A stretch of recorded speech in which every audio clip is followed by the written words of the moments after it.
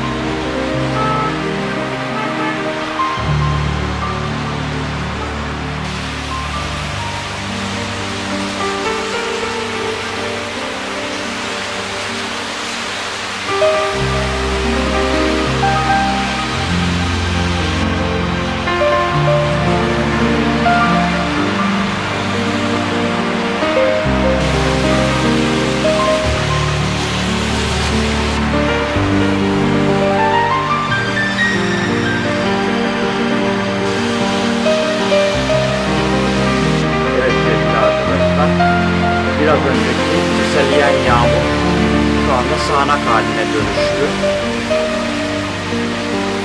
Fakat topraklarımız için, iklim için bereketli bir yağmur diyelim. İnşallah yazın bir kuraklık çekmeyiz.